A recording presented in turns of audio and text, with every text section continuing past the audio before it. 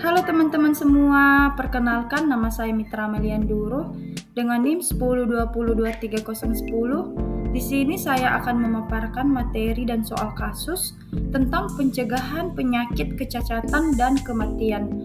Mata kuliah Ilmu Kesehatan Masyarakat, dosen pengampu Ibu Pemarides Simbolon. Selamat menyaksikan. Apa itu pencegahan penyakit kecacatan dan kematian? Kesehatan telah menjadi kebutuhan utama bagi setiap manusia di dunia dalam menjalankan aktivitas hidup. Berdasarkan pengertiannya bahwa keadaan sehat merupakan kondisi di mana seorang sejahtera secara fisik, mental, dan sosial yang memungkinkan hidup produktif secara sosial dan ekonomi.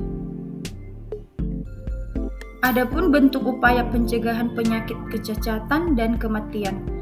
Yang pertama, sasaran yang bersifat umum yang ditunjukkan kepada individu maupun organisasi masyarakat dilakukan dengan pendekatan melalui usaha setempat atau mandiri yang sesuai dengan bentuk dan tatanan hidup masyarakat setempat atau tradisional, maupun melalui berbagai program pelayanan kesehatan yang tersedia.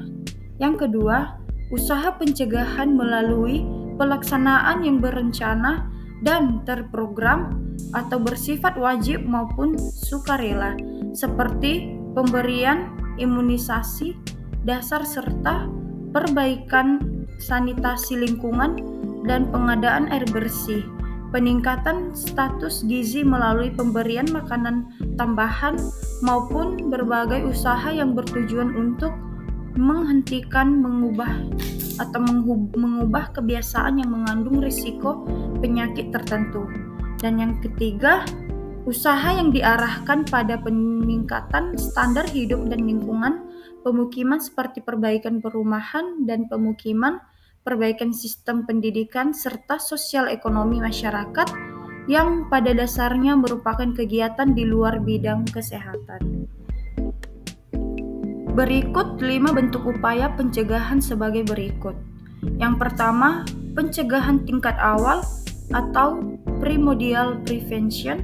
Yang kedua, pencegahan tingkat pertama atau primary prevention.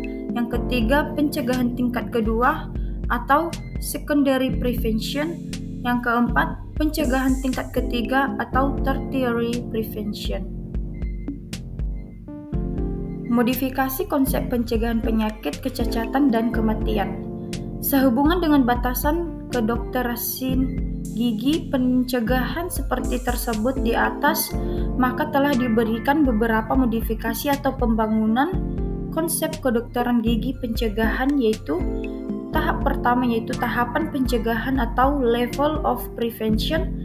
Yang kedua, satu rangkaian prioritas pencegahan atau priorities of prevention. Yang ketiga, taksonomi pencegahan. Yang keempat, kategori pelayanan pencegahan atau prevention of service. Dan yang berikutnya, perhitungan angka kesakitan dan perhitungan angka kematian. Yang pertama, morbiditas atau kesakitan merupakan salah satu indikator yang digunakan untuk mengukur derajat kesehatan penduduk selain mortalitas atau angka kematian serta umur harapan hidup dari penduduk.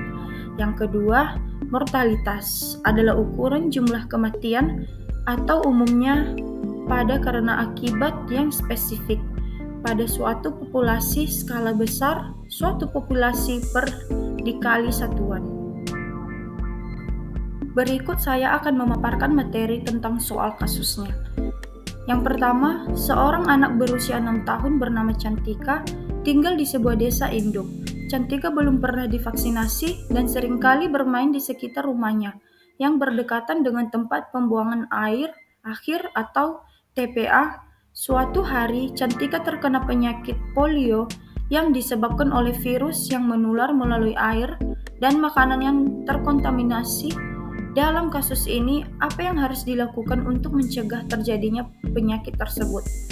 Menurut saya, opsi jawaban yang paling tepat adalah bagian A, membawa Cantika ke dokter untuk mendapatkan vaksinasi polio. Dan berikut soal kasus yang kedua dan ketiganya, bisa diperhatikan teman-teman.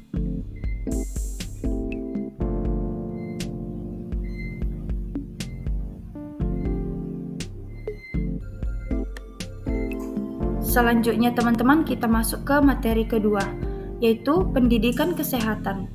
Pendidikan kesehatan adalah suatu gabungan pengalaman dalam belajar dalam memengaruhi motivasi, meningkatkan pengetahuan dan meningkatkan literasi kesehatan. Pendidikan kesehatan adalah suatu penerapan konsep pendidikan di dalam bidang kesehatan.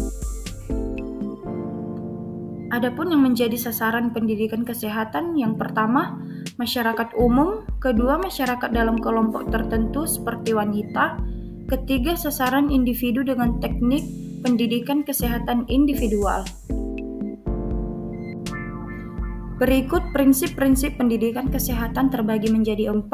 Yang pertama, pendidikan kesehatan bukan hanya pelajaran di kelas, tetapi merupakan kumpulan pengalaman dapat memengaruhi pengetahuan, sikap, dan kebiasaan sasaran pendidikan. Yang kedua, pendidikan kesehatan tidak dapat secara mudah diberikan oleh seseorang kepada orang lain, karena pada akhirnya sasaran pendidikan itu sendiri yang dapat mengubah kebiasaan dan tingkah lakunya sendiri. Yang ketiga, pendidikan kesehatan tidak dapat secara mudah diberikan oleh seseorang kepada orang lain, karena pada akhirnya sasaran pendidikan itu sendiri yang dapat mengubah kebiasaan dan tingkah lakunya sendiri. Dan yang terakhir, pendidikan kesehatan dikatakan berhasil bila sasaran pendidikan atau individu, keluarga, kelompok, dan masyarakat sudah mengubah sikap dan tingkah lakunya sesuai dengan tujuan yang telah ditetapkan. Adapun teknologi pendidikan kesehatan. Manfaatnya yang pertama, meningkatkan aksesibilitas pendidikan kesehatan untuk para profesional kesehatan yang bekerja penuh waktu. Yang kedua, memungkinkan kolaborasi antar profesional secara global melalui forum dan ruang diskusi daring. Baik, di sini saya akan memaparkan soal kasusnya. Yang pertama, sebuah program kesehatan masyarakat ingin menyampaikan informasi tentang bahaya merokok kepada remaja di perkotaan. Remaja di perkotaan cenderung lebih aktif menggunakan media sosial dan platform video online. Media elektronik apa yang paling efektif untuk digunakan dalam program ini?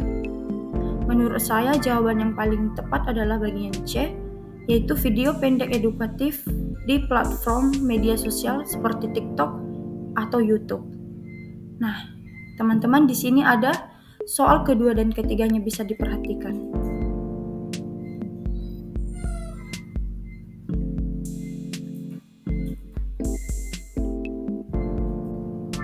Sekian pemaparan materi dan soal kasus dari saya.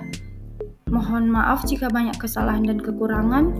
Saya ucapkan terima kasih atas perhatiannya. Salam Santa Elizabeth.